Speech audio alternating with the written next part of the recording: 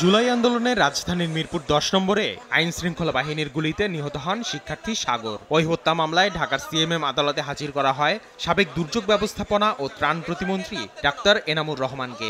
১০ দিনের রিমান্ড আবেদন করে পুলিশ।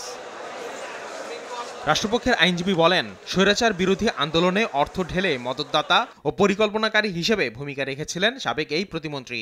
পরে উভয় পক্ষের শুনানি শেষে ৬ দিনের রিমান্ড মঞ্জুর করেন বিচারক। কারা জড়িত আছে, কারা সেখানে অর্থ দিয়েছে এবং কিভাবে হত্যার সঙ্গে তাদের সম্পর্কটা আরও বিভিন্নভাবে খতিয়ে দেখার জন্য, আবার বিভিন্নভাবে যারা এটার সঙ্গে কাজ করে তাদেরকে বের করে আনার জন্য আজকে তাকে আদালতে উপস্থাপন করে ১০ দিনের রিমান্ড প্রার্থনা করেন। শুনানির সময় আদালতকে এনামুর রহমান বলেন, ৪ মাস ধরে হাসপাতালে বিনামূল্যে জুলাই আন্দোলনে আহতদের চিকিৎসা সেবা দেয়া হচ্ছে। যদিও রাষ্ট্রপক্ষের আইনজীবী বলেন, জনগণের চাপের মুখে এ সেবা দিচ্ছে হাসপাতালটি।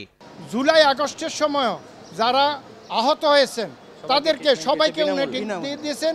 যারা আহত ছিল তাদেরকে নিয়ে গেছে, তাদের চিকিৎসা করার জন্য জনগণের চাপের মুখে তারা তাদেরকে সহযোগিতা করতে বাধ্য হয়েছে।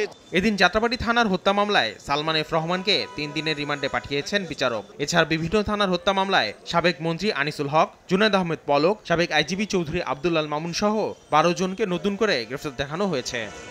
আসিফ মোহাম্মদ সিয়াম, সময় সংবাদ, ঢাকা।